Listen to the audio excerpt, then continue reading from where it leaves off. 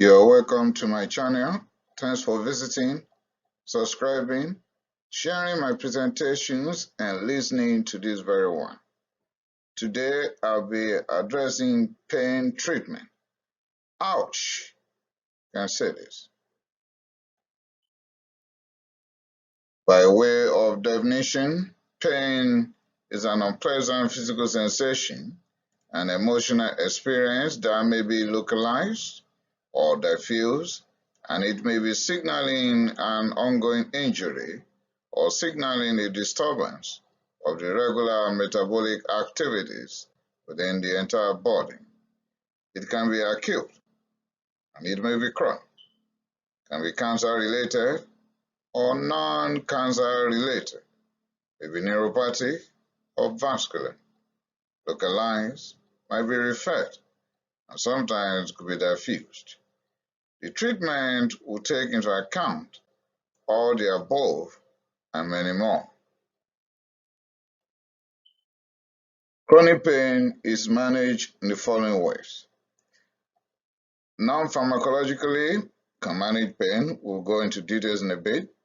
Pharmacologically, using physical medicine, behavioral medicine, neuromodulation, for example, electrical stimulation of the central nervous system, interventional, surgical procedures like neurotomy, rhizotomy, sympathectomy, chordotomy, pancreas tumor, root aversion, treated with dorsal root entry zone.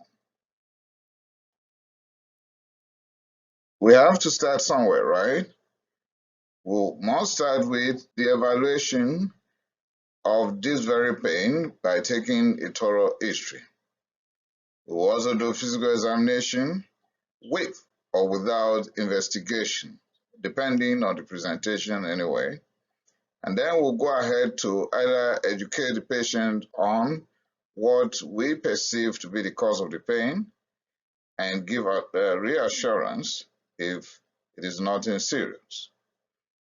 But we must be setting only reasonable expectations. We should not be cajoling or just downplaying the pain. Aerobic exercise be good.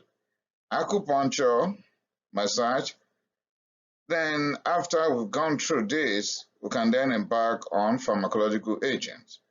We'll start with a non-opioid, then opioid with or without adjuvant therapy.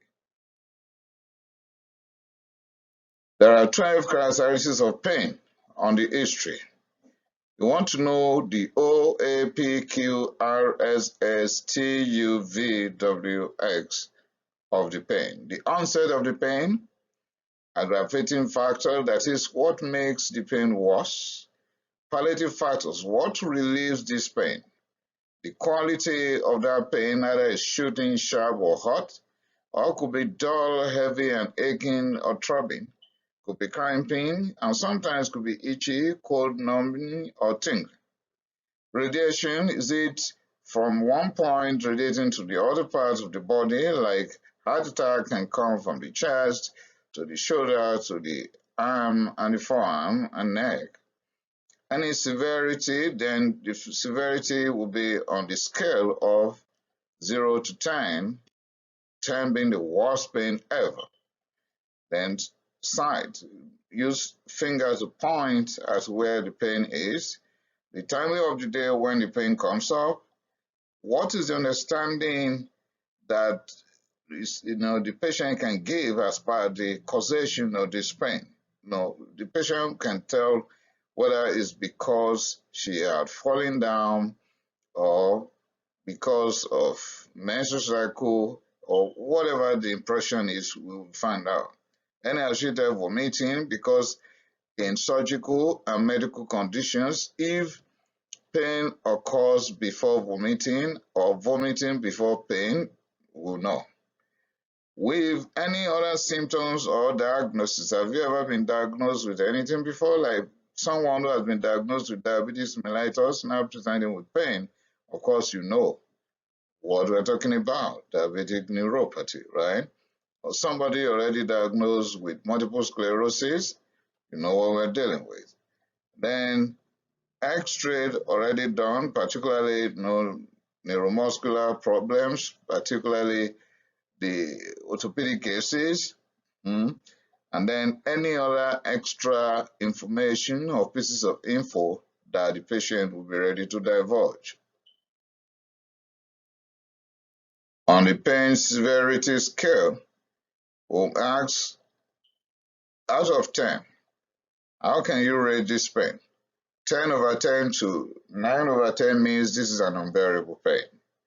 But if it comes down to 3 over 10 to 2 over 10, it's very mild. And 0 means there's no pain at all. Okay, signs of pain. Crying. Here, I will have to be very careful because it's not everyone that is crying that is actually having pain. And it's not everyone that is not crying that is not in pain. No, we'll go into some other characteristics in a bit. But commonly in children, this is how they present. They present crying. And the crying is not limited to children. Some adults will also cry and cry very seriously when they're in pain. Agitation. Here, some individuals that are non-verbal, like people with dementia, that has gone to a particular stage, would not be able to tell anyone that they're in pain, but they're in pain, they're feeling the pain. So the way you can know is they become agitated, can be eating nauseous, doctors, and so on. They're not mad at you, they're just in pain. You may be hearing moaning, and a particular patient may be activating the alarm system more frequently than the rest in the room or in a private room. Then, if the patient is non-verbal, we will know there's something going on. It might be pain. When you want to do passive movements, you want to hold the hand and then flex and extend, and patient is resistant, then it's likely that limb is painful. There might be body stiffness, particularly guarding, rebound, and so on in abdomen. Sometimes all you could see to know that someone is in pain is limping or a tangy gait. I remember particularly myself and my friends when we were kids, go out, injure ourselves, but we won't tell at home. But our parents are smart enough to know by the time we're limping, they know something is going on. Okay, frequent touching or rubbing pain sites. This is common in children. Now, they may be crying, some will not cry if the pain is not too much, or some kids are just like that, but they will continuously be touching that particular site of the body. For example, acute otitis media. How will you know that the child is in pain, having pain in that particular area? They'll be pulling it, okay, and rubbing and crying. Uncooperative. How do you expect someone in pain to cooperate? Until we have given analgesics, they will not cooperate, okay? Eyelids tightly closed. That might be the only sign we're going to pick in this patient that, oh, he or she is passing through pain. Grimacing and restlessness. If we're dealing with unconscious patients and we want to know whether or not he or she is in pain, then let's have limb movement. What will happen? They will maintain a particular posture, okay? And then let's look at the facial expression. Without even talking, there may be grimacing or the eyes are pretty closed very tightly. Then when they are on mechanical ventilation, what is going to happen? They can't verbalize what's going on, right? They can't tell you they're in pain. Then the next thing is they start fighting the ventilator. Types of pain. We'll delve into each of these later on by just briefly going through them right now, broadly divided into nociceptive, that is body's reaction to tissue damage with intact nerves, meaning the nerves are sending the signal, but the nerves are okay. Okay. In neuropathic pain, however, this is due to nerve damage by inflammation, irritation, or compression, like disc prolapse, and so on. Some division will just put it as vascular or ischemic. Here, you are dealing with decreased blood supply that will lead to tissue apausia and acidosis. The acid-sensing ion channels on peripheral and central neurons will enhance the transmission of the ischemic pain. Here, you are going to be dealing with pain at rest, and you might see that the wound is not healing properly, and at night, the toes will, give you the pain. And with that, when you align recumbent and the circulation is not going enough to reach the toes, and you feel the pain. You could become relieved when you sit up or you start dangling the foot. Just make the foot to be dependent. Then the pain will subside. Ankle breaker index will be very helpful here. Also, some definitions will divide pain to be acute, chronic, radicular, inflammatory, or functional. So, genes. I know some will be wondering, what has genes to do with pain? Well, many things happening in human life right now seems to be traceable to gene, through molecular biology, right? Okay, when it comes to pain, it is noteworthy to state that perception of pain could differ based on inherent or innate characteristics embedded in our genetic constitution. Okay, for example, some will have the genetic constitution that will enable them to have what is known as high pain threshold, while some will have low pain threshold. Perception of pain is variable, and that determines the approach to alleviating the pain. So some who have high pain threshold, they won't feel pain on time, and then you won't do much. But to those who have low pain threshold, they'll feel pain with little stimulus, but you have to do a lot to help them as well. So some have high threshold, meaning they don't feel pain easily. So those people would not come for analgesics all the time, while some have low threshold, meaning they feel pain with just a little stimulus. In that case, they'll be calling for painkillers all the time. We don't blame them. It's not their fault. It's because genetically, that is who they are. Now, genetic polymorphism have been implicated in the serotonergic system, just as it is in dopaminergic and catecholaminergic systems. There is an entity known as allodynia, that is painful response to non-painful stimulus. Apragesia is also a possibility where we have exaggerated reaction to a painful stimulus. Cultural aspect of pain. Somebody will ask me, why are you going into this? This is medicine, right? And we need to handle everything the way it is. Some believe that men should not cry. Have you ever heard that before? That's true. And why that? If men should cry, then they are weak men. Yeah, some have been taught that crying or shouting will never alleviate the pain. So when they're in pain, they won't cry, they won't shout. You not even tell anyone, thinking that if they could bear it, then it will go. But it is going to be helpful that you open up to your doctor, because the pain might go from mild to moderate and then become severe and become unbearable. And until we reach certain stage, like the worst headache of my life, like subarachnoid hemorrhage, where nobody will be able to bear that, or labor pain. I've even seen a young lady, a primate, who could bear labor pain. She did not cry while having contractions.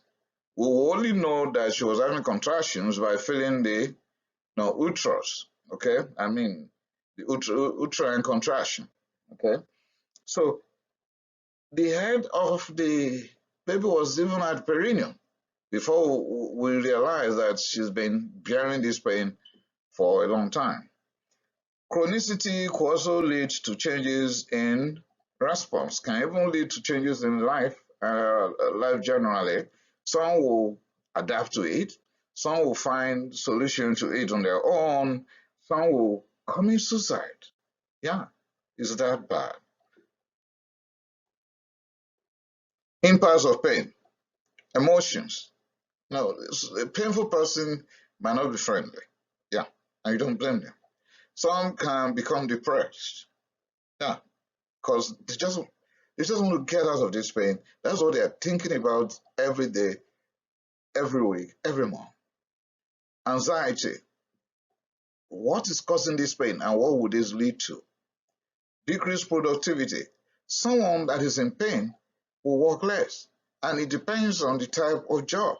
For example, somebody is having back pain and you have put that person to be working in the store warehouse where they will be lifting heavy stuff.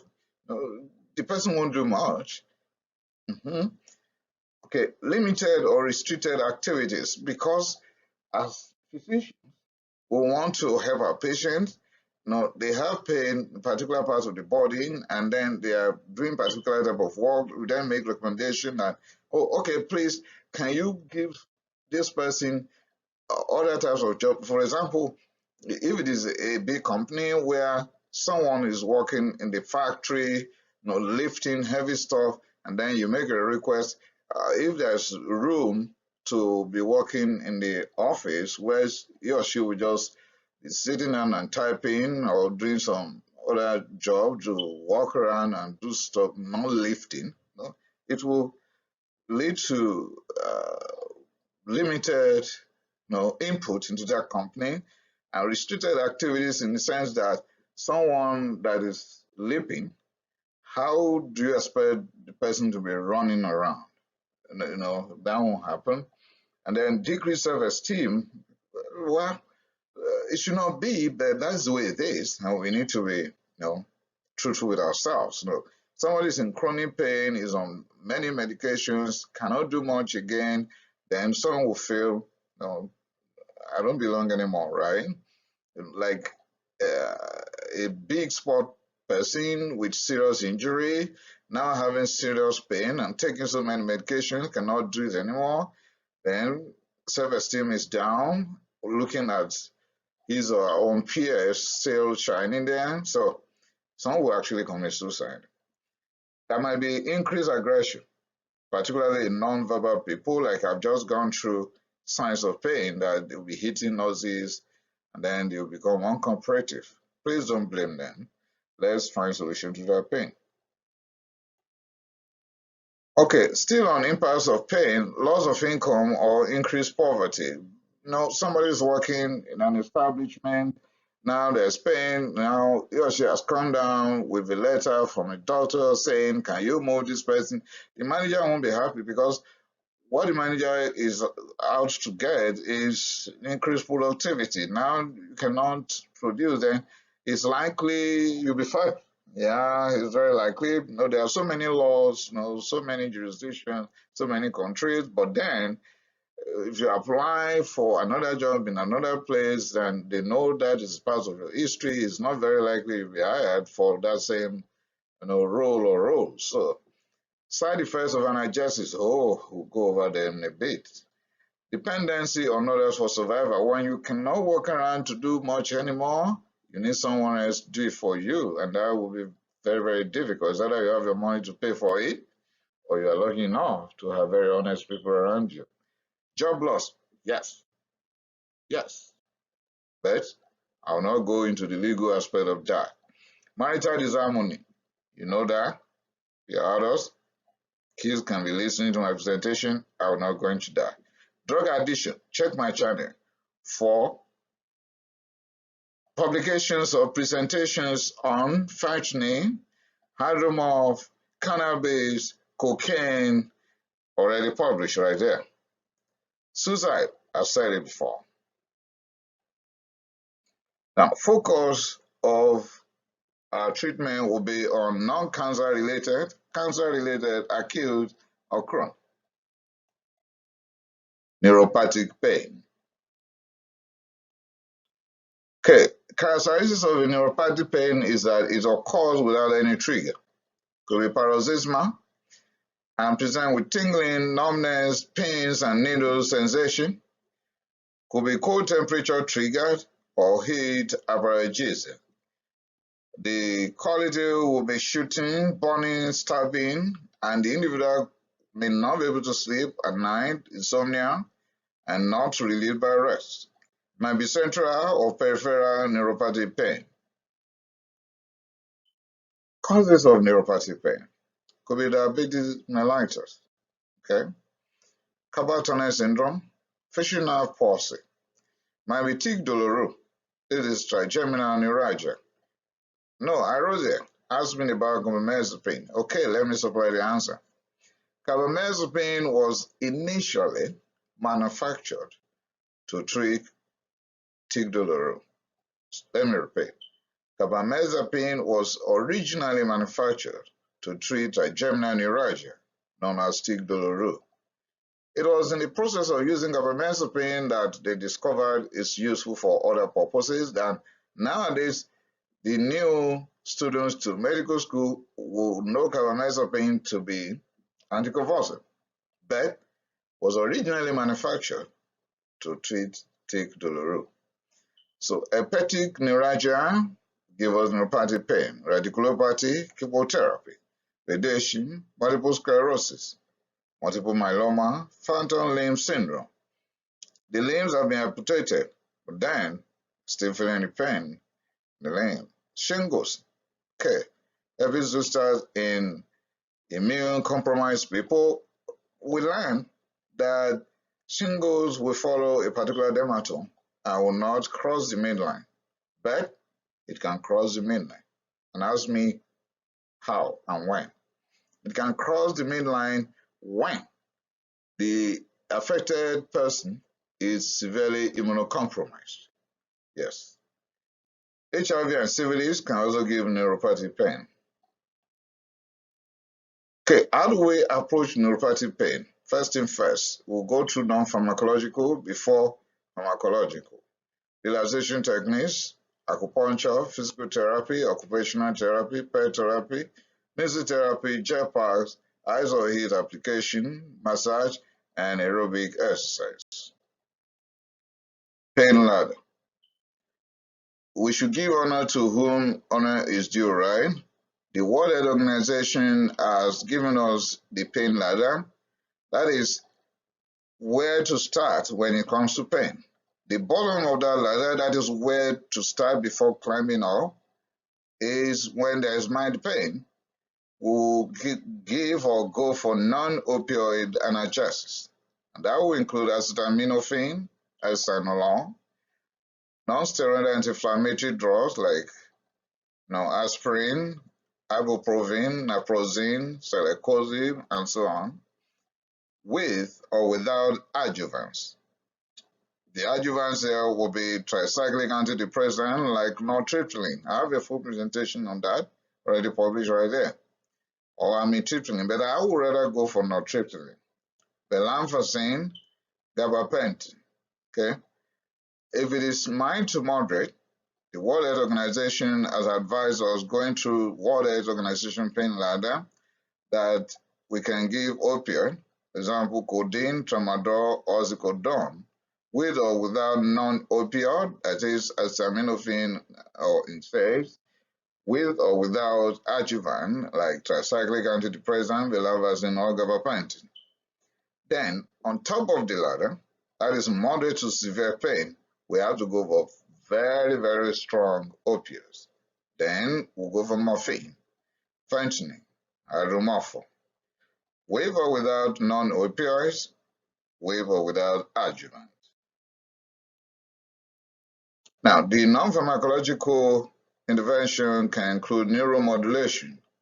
We must treat any specific diagnosis, and we can apply topical analgesics like lidocaine, capsaicin, Votrient, and the list goes on. We can give local anesthetic agents, calcium channel blockers, pregabalin, or gabapentin. Serotonin, norepinephrine, reuptake inhibitors like duloxetine, that is in butter. I have a full presentation on that right here. The vaccine is already published right here.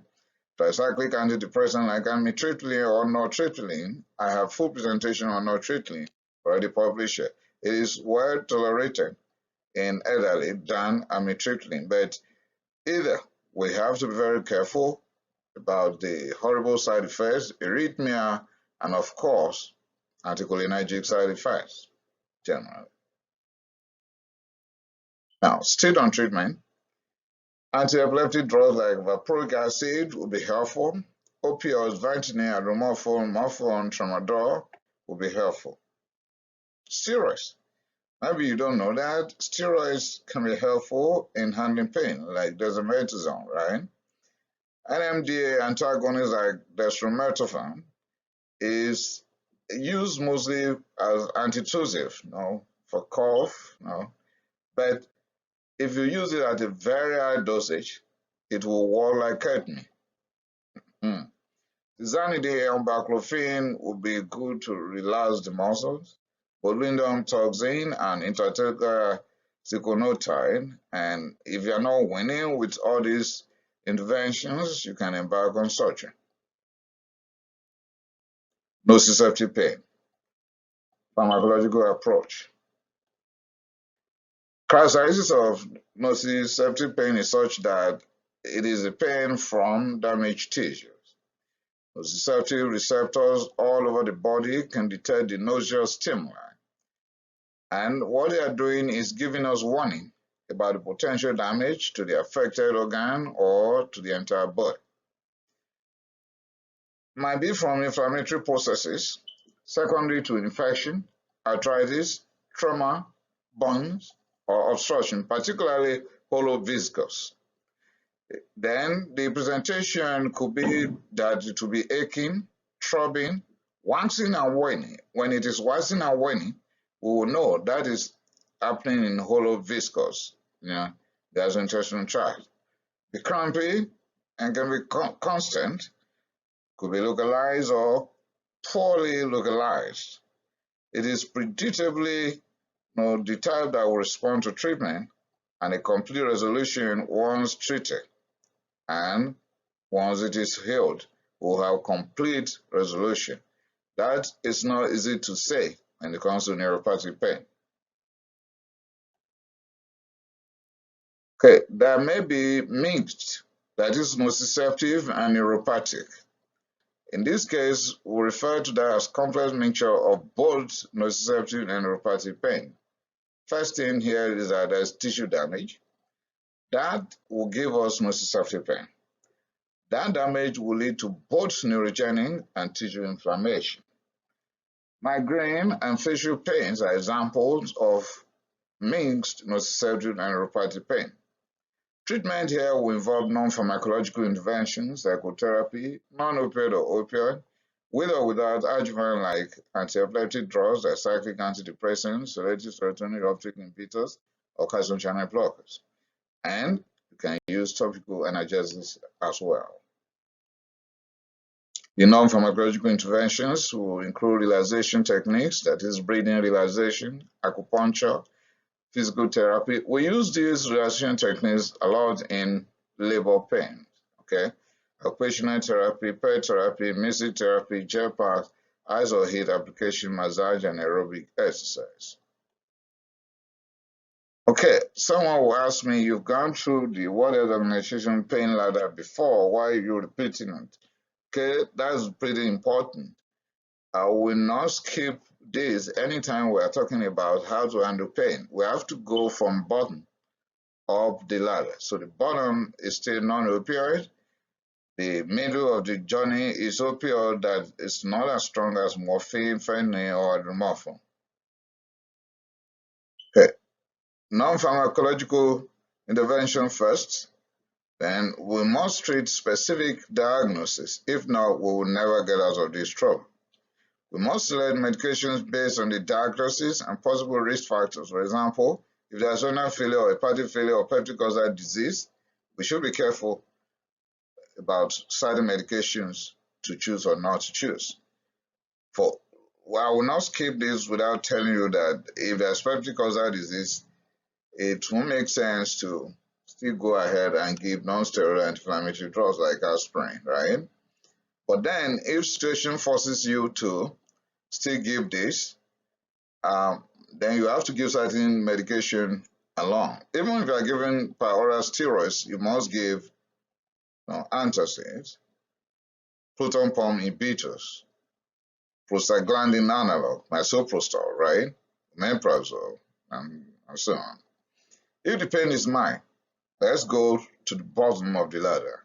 Pick acetaminophen, Tylenol, non-steroidal anti-inflammatory drugs, ibuprofen, naproxen, with or without proton pump inhibitors. Once the patient is going to take non-steroidal anti-inflammatory drugs for a long time, like more than a week, I will go for proton pump inhibitors. Then we may add tricyclic antidepressant, but be careful. You may be running to anticholinergic effects, right? Okay, then you may add opioids depending, then baclofen if it's musculoskeletal, and tizanidine. If it is gastrointestinal tract and hollow viscous, cramping, waxing and waning, you can grab your Buscopan. Okay.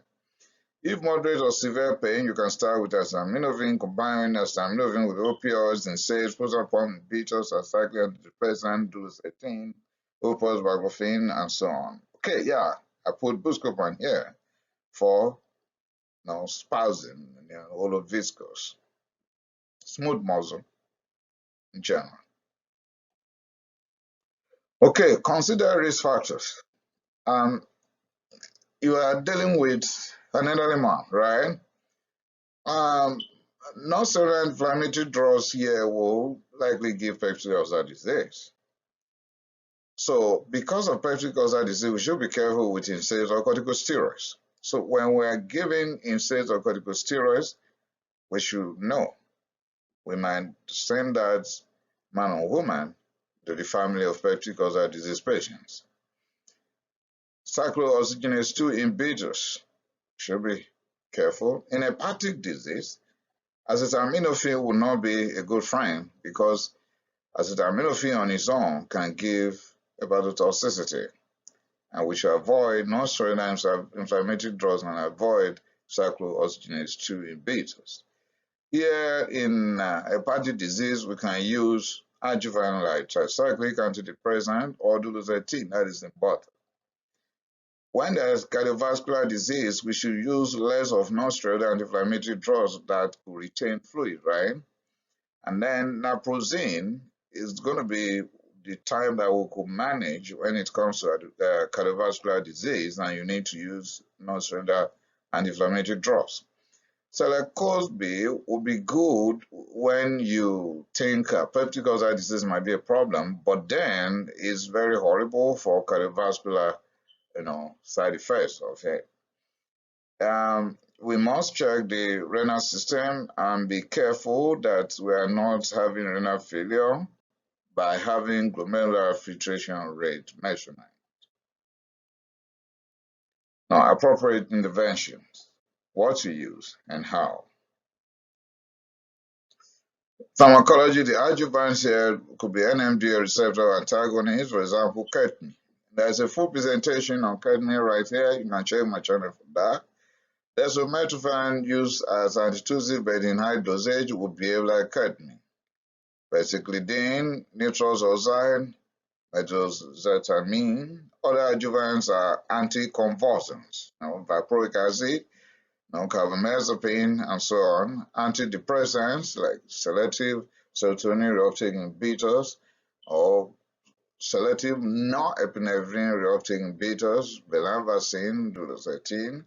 Corticosteroids, but be careful about the gammas or side effects of corticosteroids and sedatives. Please don't knock that man off and knock him to the grave. and then muscle relaxants. Okay. The non-opioid analgesics will include acetaminophen, aspirin, and non-steroidal anti-inflammatory drugs. We'll still go into details of non-opioids in a bit. Pharmacological, still opioid analgesics will include the strong ones like morphine, hydromorphone, and Fentanyl, but we can find Oxycodone, Codeine. Buprenorphine could be combined with naloxone, giving also buzone. We'll go into details in a bit. Still on pharmacological agent, topical agent like capsaicin, Votrine, Percocet, and so on. Anesthesia could be local anesthesia or general anesthesia or regional anesthesia. To those who are in OBGYN, they understand this better, right?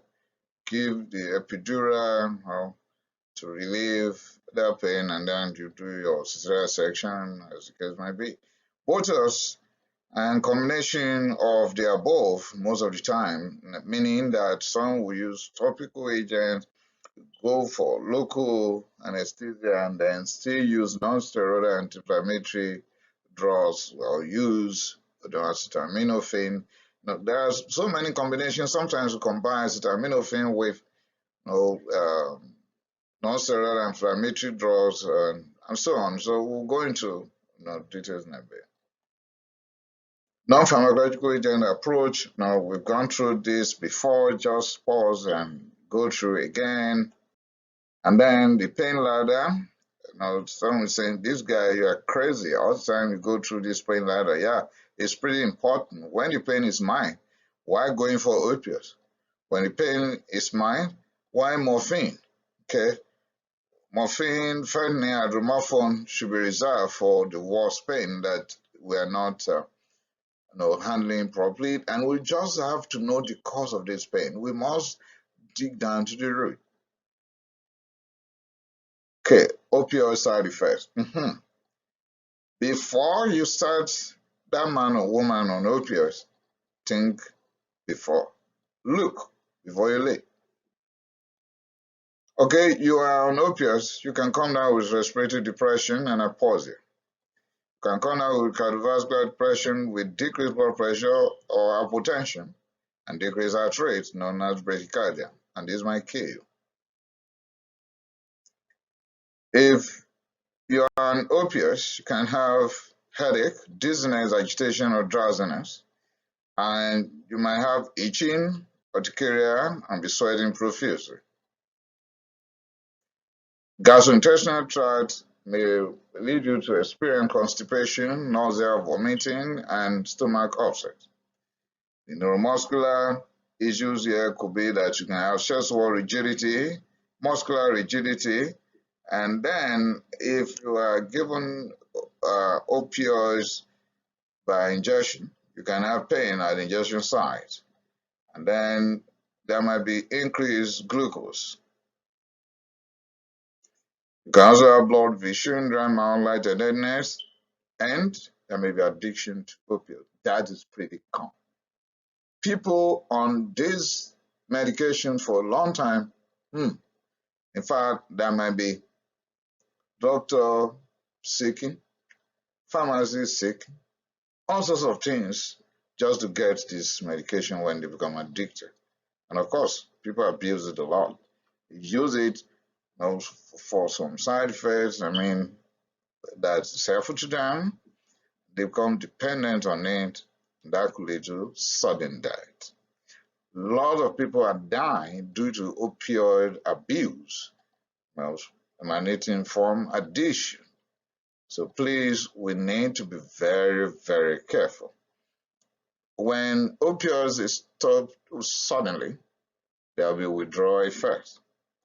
Okay, if you want to know more about opioids, you can check my videos on street drugs, please. Now, opioid naive adults. I don't mean to insult anyone, because someone will say, why describing people as naive? Meaning someone that is not using opioid or new to the use of opioid naive. Okay, First thing first, non-pharmacological interventions. You can pause and go through that. Then, of course, pain ladder. If the pain is mild and the person is opioid naive, don't even look for the opioid in the first place.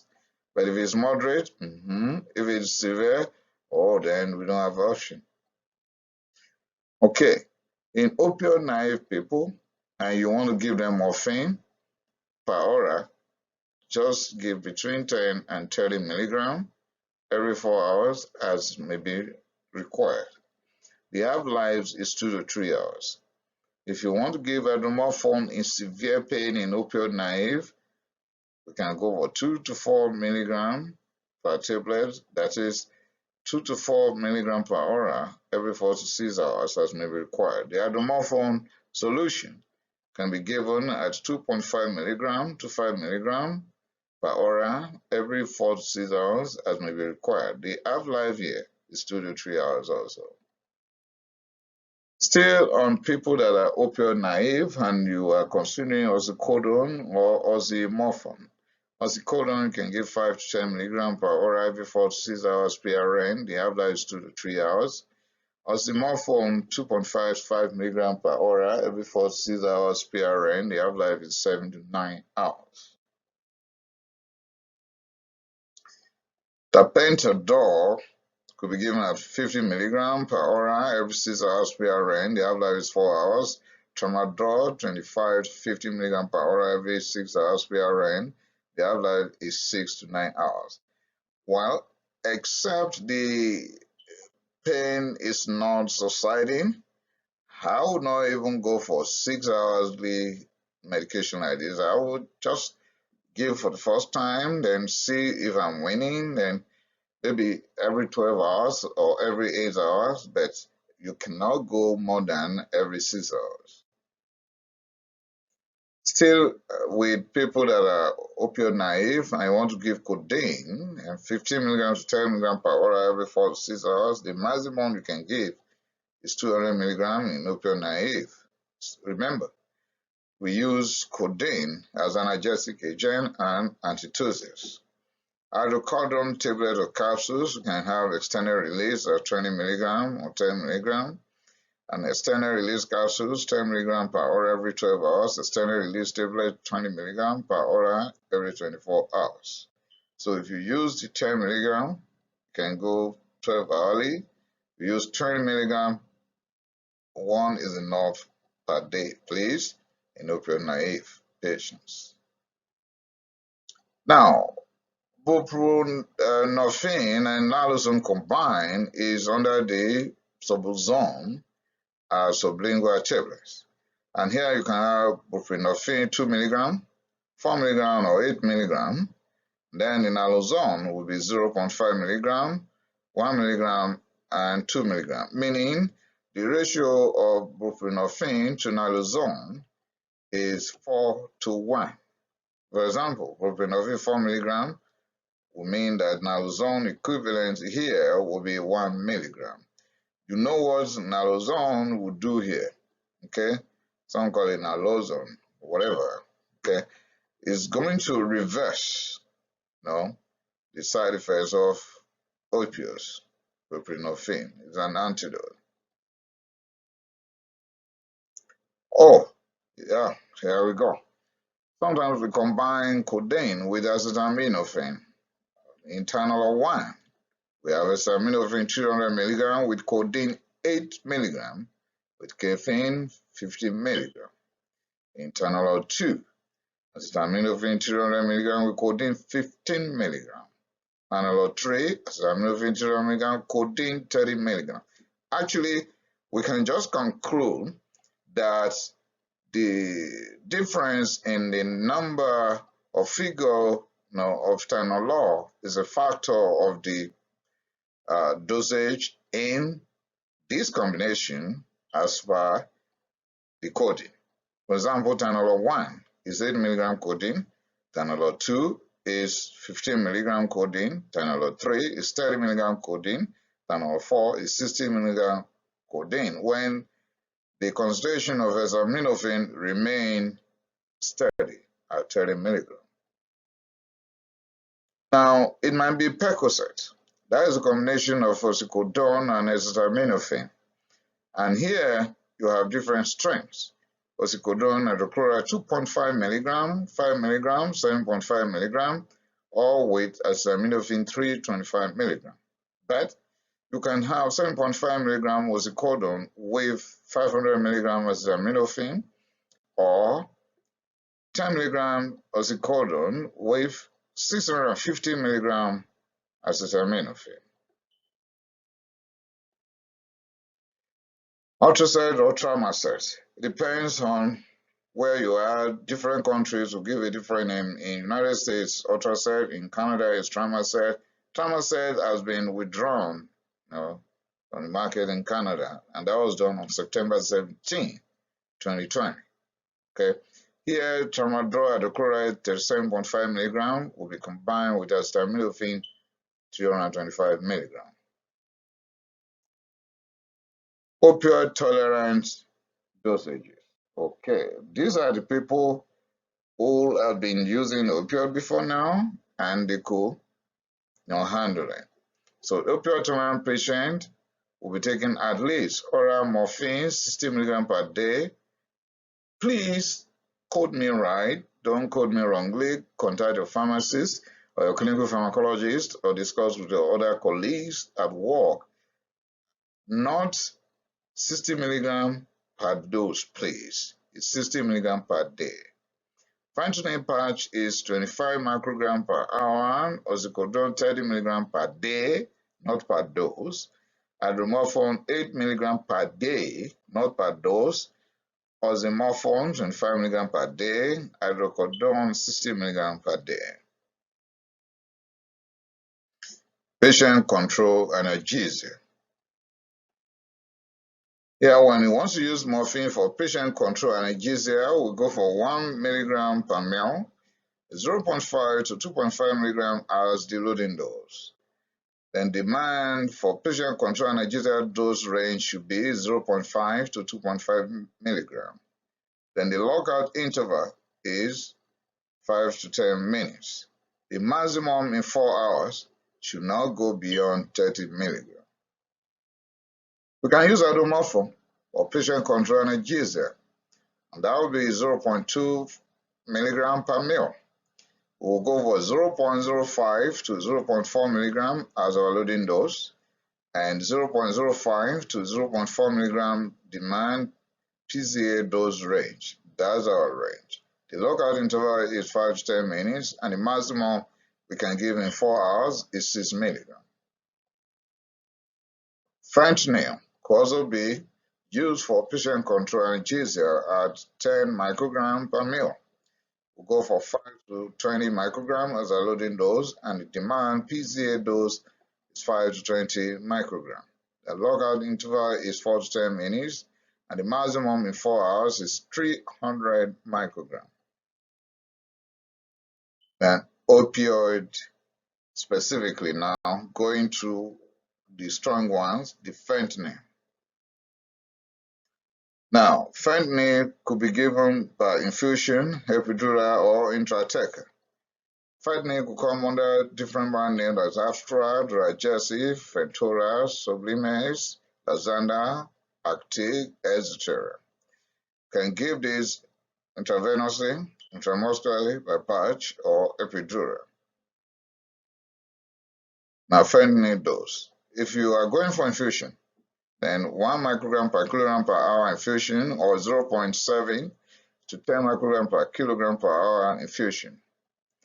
25 microgram or 0.5 microgram per kilogram every 30 to 60 minutes PRN or intermittently. Basal dose is 50 microgram per hour. Intrathecal route would take single dose of 5 to 25 microgram, and that will be helpful for 6 hours. The epidural will be 25 to 100 microgram. That will be helpful for 8 hours as single dose. Infusion here as epidural will be 25 microgram per hour. Fentanyl lozenges. This is useful for breakthrough cancer pain given by transmucosal route. The patient must remain on round-the-clock opioids, and the lozenges will come under the brand name Active. Lozenges 200 microgram over 15 minutes could be administered. One lozenge per pain episode will be welcome.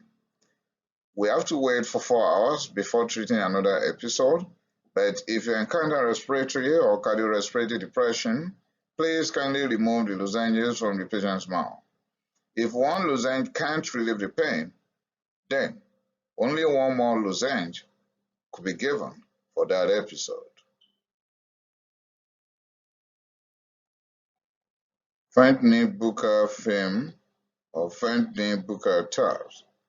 You can use buccal film that under the brand name Onsolis at 200 microgram. You can use that for 30 minutes, wait for 2 hours before treating another episode with buccal film again. You can give up to 800 microgram, and the range is between 200 and 1,200 microgram. 4 applications per day is the maximum you can use. When it comes to buccal tablets, that will come under another brand name, Fentanyl, and that will be 100 microgram for 30 minutes. We have to wait for 4 hours before another dose could be given, and the maximum tablets we could give per day will be 4. Now, fentanyl intranasal, that will be under the brand name Lazanda, and it could come as 100 microgram per nostril. But we have to use only one nostril. We can't use the two, meaning you give only one when you are treating the pain. Wait for 2 hours before treating another episode. Fentanyl sublingual or spray and tablets. Sublingual spray will come under the brand name Subsys at 100 micrograms start and another dose at 30 minutes later. We have to wait for 4 hours before treating another episode, and we can increase to 200 microgram, 400, up to 1,200, meaning 600 microgram per unit using 2 units. Sublingual tablets will be under the brand name Astra at 100 microgram start and another 100 microgram 30 minutes later in US. In Canada, we use only 100 microgram per dose. If not solving the problem with this dose or this dose, then use another analgesic entirely. You must wait at least 2 hours before treating another episode with sublingual tablet. Now, fentanyl patch. The transdermal patch will come in these various forms: 12 microgram per hour for 72 hours, 25 microgram per hour, 50 per hour, 75 per hour, 100 per hour, all for 72 hours. It's also possible that you may run into diagesics. That will come as 12, 25, 37, up to 275 and 300 microgram per hour for 72 hours. Please you can pause and really look at this. If you are confused, call a pharmacist. Fentanyl advantages and disadvantages. The advantages will include that it's a strong analgesic and it has sedative effect. When you use it intravenously, there will be immediate onset. There's less hypotension and there's lack of histamine release. The disadvantages will include tissue binding because it is highly lipophilic, and the chest wall rigidity with higher dosing is a possibility. Now, morphine. Morphine could be under the brand name Status, MS-Contin, or morphine sulfate. Morphine is analgesic, specifically opioid. Subcutaneous morphine could be given at 5 to 10 milligrams every 4 hours PRN for opioid naive. Intravenously at 2.5 to 5 milligrams every 3 to 4 hours.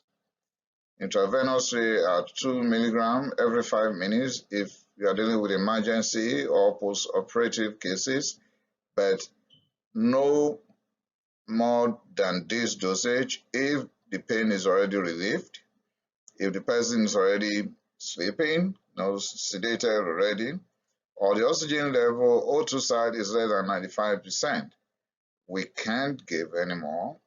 Once there's respiratory depression, please don't give. Okay?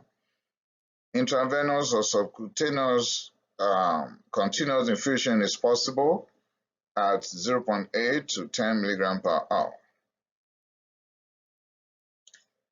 Morphine is also one of those strong opioids that could be used for patient control analgesia at 0.5 to 1 milligram or 2.5 milligram. The logout interval is 5 to 10 minutes. You can pause and rewind back to patient control analgesia.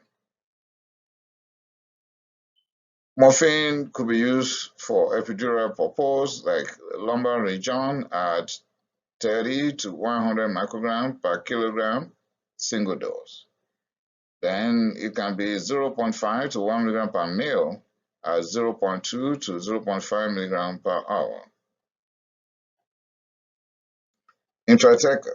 We can use morphine as single dose in naive people at 0.1 to 0.3 milligram single dose. You can have continuous microinfusion in the lumbar region at 0.2 to 1 milligram every 24 hours or 1 to 10 milligram every 24 hours.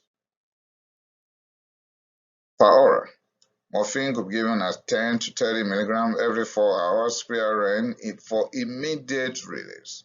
Okay, if you are using solution, it could be 10 to 20 milligram every 4 hours PRN. If you are using the tablet, it could be 15 to 30 milligram every 4 hours PRN. Extended release could be 20 milligram per hour once daily or 15 milligram every 12 hours. MS contain 100 milligram or 200 milligram is useful for opioid tolerant, for people that are used to opioid. Or you can use MS contain 15 milligram every 8 to 12 hours. Morphine could be given rectally at 10 to 20 milligrams every 4 hours or every 12 hours. Morphine in certain unpleasant conditions like renal or hepatic failure. In renal failure, we'll be very cautious. In hepatic failure, if the hepatic failure is mild, then we don't need any adjustment. But if we're dealing or we're faced with severe hepatic failure, there must be dose adjustment. In pediatric, we can give morphine per hour at 0.08 to 0.1 milligram per kilogram per dose. And we can give that every 3 to 4 hours. In pediatric age group and want to use morphine, we can give it intravenously or subcutaneously at 0.025 to 0.03 milligram per kilogram per dose. All you need is your calculator, right? Then you weigh the patient and then you start punching the numbers. We can give that every 2 to 4 hours. Intravenous continuous infusion should be at 0.08 milligram to 0.02 milligram per kilogram per hour. Morphine in pediatrics, if it is for epidural in pediatric age group, we can go for 0.15 to 0.05 milligram per kilogram single dose or 1 to 5 microgram per kilogram per hour continuous epidural infusion. External release morphine. The capsule, commonly brand name Codeine, can give 30 milligram per hour once daily, can increase every 4 days at between 10 to 20 milligram. The MS contain control release will be 10 to 30 milligram every 8 to 12 hours per hour, but we cannot discontinue morphine abruptly. We will run to withdrawal effect. Continual infusion or subcutaneous infusion could be given at 0.01 to 0.04 milligram per kilogram per hour. Morphine for inhalation is possible. That is, we can nebulize morphine. See the dosage here. An MS immediate release, 30 milligram MS sulfate. You can see this. Now, advantages of morphine. It is non-metabolized by cytochrome P450. That is why if we're faced with a hepatic problem, that means liver failure that is not severe, then we can still give her morphine. P450 inducers and inhibitors will have little or no effect on metabolism of morphine. For example, if we are faced with the situation where we have to give our phenobarbital, Fentanyl, rifampicin, and we need a strong analgesic agent. Remember, all those medications are cytochrome P450 inducers that could wipe off the effect of many medications. But in this case, we're fortunate. We can grab morphine and use it here. And if it is hepatic enzyme inhibitors like ketoconazole, and then we need to deal with that fungal infection, but then we have a strong pain that must be handled, we can grab morphine. It can be used for sedation and analgesia at the same time, but be careful. Don't be rejoicing that the person is sleeping. Let the vital signs be telling you that respiratory rate, the heart rate, the blood pressure, and O2s are fine. Disadvantages of morphine. Oh, life. I was excited that, okay, we've seen where morphine is going to stand out and be helpful, but then we should not deceive ourselves. In renal or hepatic failure, it can accumulate. And when it accumulates, the effect will be for a long time and toxicity will be higher. There is that likelihood of neurotoxic metabolites from morphine, and that could accumulate in renal and hepatic failure. There may be increased histamine release leading to pruritus, right? Increased vasodilation, decreased blood pressure, that is hypotension, and decreased heart rate, that is bradycardia. And of course, decreased respiratory effort as well, leading to death. Opioid hydromorphone, that is the lot. Yeah, some people have actually come to my channel to listen to this presentation because of morphine, fentanyl, and hydromorphone. The Dilaudid is the reigning brand name when it comes to hydromorphone. It's an analgesic agent and a strong opiate. Parenteral doses are 5 times more potent than oral, meaning when you don't give it per oral, you give it through any other route, wow, it's going to be so effective 5 times compared to when you give it per oral. Hydromorphone immediate release forms. Tablets immediate release form 2 to 4 milligrams for 6 hours. Liquid 2.6 or 1.5. I'll go for 1.5 every 3 to 6 hours.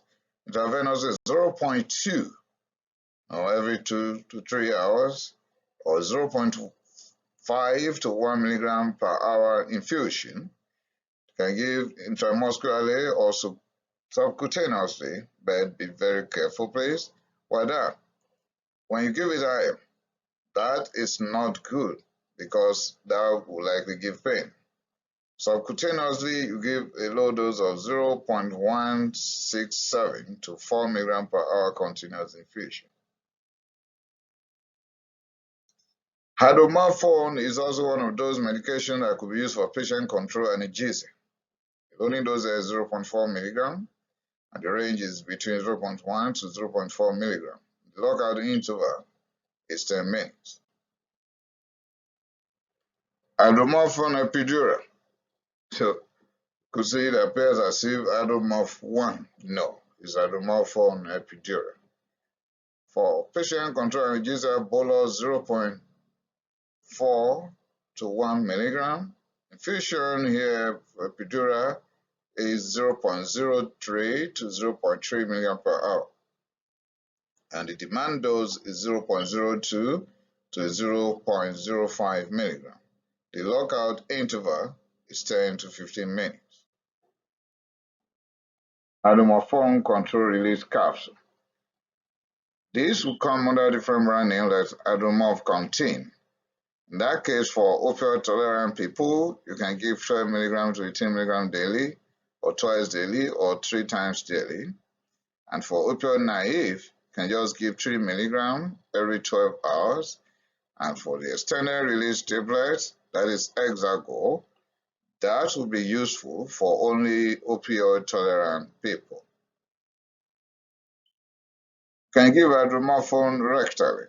The rectal or hydromorphone suppository is 3 milligrams at bedtime or every 8 hours. There's no need to adjust dose for rectal suppository, but we must adjust dose of the remaining forms during renal impairment.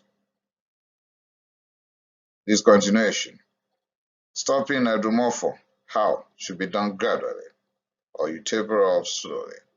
You stop suddenly, there will be withdrawal effect.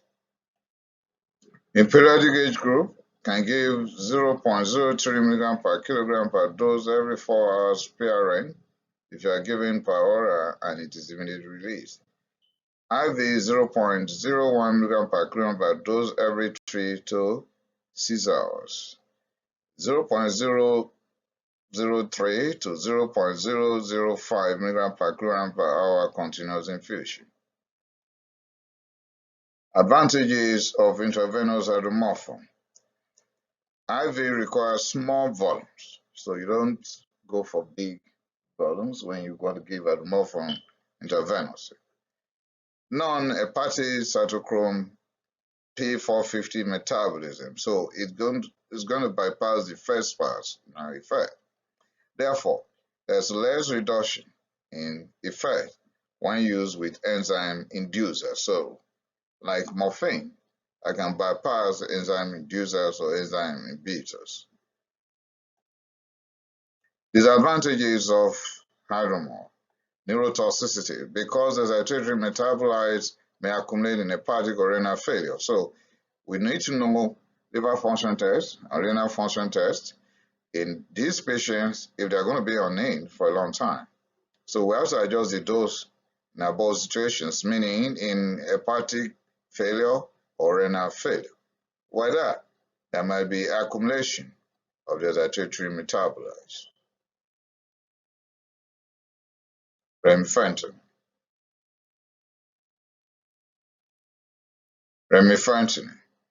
Remifentanil could come under the brand name Ortiva. For sure, it is an analgesic agent and opioid to be specific, amidopiperidine opioid. If we want to use this for anesthesia, you can give it intravenously by infusion. Okay, infusion intravenously. And at that rate, you can go for 0.5 to 1 microgram per kilogram per minute. But if it is meant for intubation, you can go for 1 microgram per kilogram start before the intubation. If it's meant for coronary artery bypass graft, and you can have 1 microgram per kilogram per minute. For post-operative pain, you can have 0.1 microgram per minute, and supplemental dose is 0.5 microgram per kilogram bolus. Then 0.025 microgram per kilogram per minute infusion if so required. Effects of remifentanil. There's less respiratory depression, but there's that probability or possibility of respiratory depression when we don't minimize the dosage. Once we go greater than 2 microgram per kilogram per minute, we can run into respiratory depression. So don't let us hide behind one finger thinking that, oh, we can just give this medication as less respiratory depression. That would be a lie. When we give high dosage, 2 microgram per kilogram per minute, then we'll run into this. We can give oxygen to save the patient, right, while on this medication. So remifentanil 0.1 microgram per kilogram per minute can be combined with midazolam 0.05 microgram per kilogram per minute. But you can only do this if you are in intensive care unit, critical care, or you are under the supervision of anesthesiologist. You can't just grab this and use this combination You might kill that patient. Advantages. Remifentanil is ultra short acting. It's cleared by non-specific plasma X-rays to inactive metabolites. Does not accumulate in hepatic failure and do not accumulate in renal failure. Pretty good, right? Easy to reverse the analgesia and sedation once it is stopped. Okay, remifentanil is a good medication, but at low dosage, please. Disadvantages. Recurrency of pain is possible upon discontinuation of remifentanil, meaning once you stop the remifentanil, patient can start yelling and shouting or crying again that the pain is back. Glycine may accumulate in renal failure. Note this, where I count this to be additional advantage, right? It can be used where fentanyl can't be used. So remifentanil can be used where the big brother fentanyl cannot be used. Now, non-opioid analgesics. Okay, I'm now getting to the end of this presentation gradually. Okay, we have to consider some factors before selecting our non-opioid analgesics. I'm a bit excited because I'm running away from the trouble of the opioids that has killed so many people worldwide. The non-opioid will be the first line to be considered when it comes to pharmacological intervention in pain. Some can't take opioids, so we go for the non-opioids. Then we are seeking to avoid side effects of opioids, and it depends on the severity of the pain. When the pain is very, very severe, like cancer pains, we go for opioids for sure. But once it is mild, or even sometimes moderate, still settle down for the non-opioids, with or without adjuvant therapy. The presence of fever will require acetaminophen, and ketamine can be used in severe burns or postoperative conditions, not resolved or not relieved with opioids. Still factors to be considered when selecting non-opioids. In opioid withdrawal, we can settle down to use dexmedetomidine. Ketamine can also be used in case of tolerance or opioid-induced hyperalgesia. If there is fever and moderate acute pain, we can use non-steroidal anti-inflammatory drugs. In neuropathic pains like Guillain-Barré syndrome, diabetes mellitus, spinal cord injury, fibromyalgia, you can use adjuvants like gabapentin, pregabalin, tricyclic antidepressant, and so on. In addition, with opioids and non-opioids. While trying to prevent chronic pain, you can use ketamine, gabapentin, pregabalin to prevent chronic surgical pain or chronic surgical pain. Precautions with non-steroidal inflammatory drugs.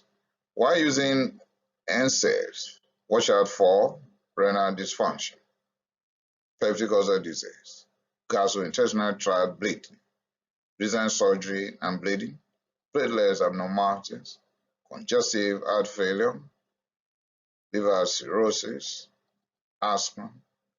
In fact, there was a case of a woman that was on aspirin, and she came to tell the doctor that the inhaler was no longer working.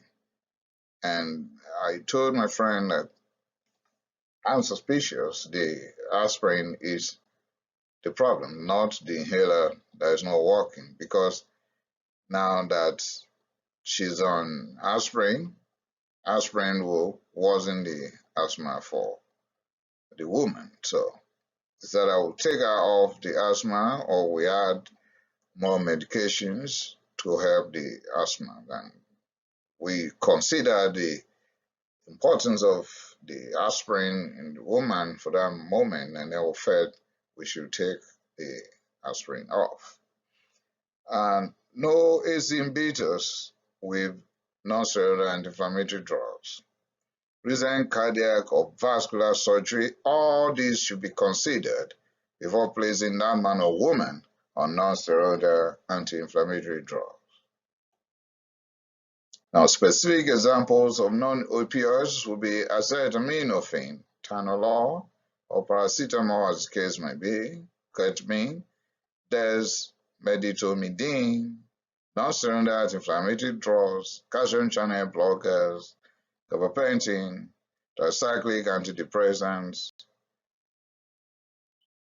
More examples will include carbamazepine that was originally manufactured to handle tic douloureux, meaning trigeminal neuralgia, now useful as anticonvulsants, regional, local, or general anesthesia, sedatives, corticosteroids, SNRI like duloxetina, simvastatin, and venlafaxine.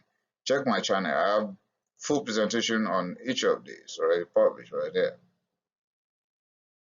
Examples of non-opioid analgesics will continue to include tizanidine, baclofen, buscopan, botulinum toxin, intrathecal ziconotide, and NMDA antagonist, DR, non-diabetes mellitus, dextromethorphan. Okay, other examples will include benzodiazepines like midazolam, lorazepam, diazepam, anesthetic sedatives like propofol. Remember Michael Jackson, right? Ketamine, antipsychotics, example allopurinol, olanzapine, quetiapine, ziprasidone. All these, someone is asking, me, we can use all these to handle pain? Yeah. Okay, someone is asking, won't you give us the list of non-steroidal anti-inflammatory drugs? I will give you, don't be in a hurry. Okay, check the board right now. Ketorolac, ketoprofen, ibuprofen or ibuprofen, flurbiprofen, naproxen, ozaproxen, aspirin, daflunis, choline, magnesium trisilicate, and salicylate. Other examples of non-steroidal anti-inflammatory drugs will include diclofenac. Remember that? Etrodolac, indomethacin, particularly in pediatric age group, right? And in gout, okay? Tometin, Solindac, remember that? Meloxicam, Pyroxicam, meclofenamide, mefenamic acid, and nabumetone. Cyclooxygenase 2 selective inhibitor celecoxib. This is a very good medication when you are trying to avoid gastrointestinal ulceration, but then you're going to run into a big problem with the heart because it could lead to heart failure or could retain fluid. Heterozygosis. So it's good for one, it's bad for the other. Antispasmodics, yes. Fentanyl, diclomine, buscopan, holoviscous waxing and waning pain, grab your buscopan. Oxyamine, atropine, scopolamine. There's a full presentation already published on scopolamine here on my channel. Please kindly check out. Phenobarbital, glycopyrrolate. Proton pump inhibitors and prostaglandin analogs. And someone is asking, what's the business here? Are they for pain? Not directly, but very helpful. So why won't I give this list when I've just gone through the list of non-steroidal anti-inflammatory drugs? And the answer is simple. I have to give the list of proton pump inhibitors and prostaglandin analogs because when you want to place anyone on non-steroidal anti-inflammatory drugs per oral for a long time, you need one of these alone at the same time to prevent gastrointestinal ulceration, peptic ulcer disease. Remember, that will not prevent the cardiovascular complications associated with non-steroidal anti-inflammatory drugs, right? So, but it will save the GIT, okay? At the same time, when you are giving per oral corticosteroids, can also give gastrointestinal ulceration, peptic ulcer disease. And when you use any of these, you are likely going to get out of it. And when there is a non-steroidal anti-inflammatory drugs induce peptic ulcer disease, we go for prostaglandin analog, misoprostol. So that's why I put all these here. They themselves are not dealing with pain, but they help in preventing the trouble we're going to run into when we use non-steroidal anti-inflammatory drugs. With that, come to the end of this very long presentation on pain management. I hope this will help somebody somewhere around the globe. Kindly remember to share this presentation. Remember to give thumbs up, leave your comments, and subscribe to my channel. I appreciate it.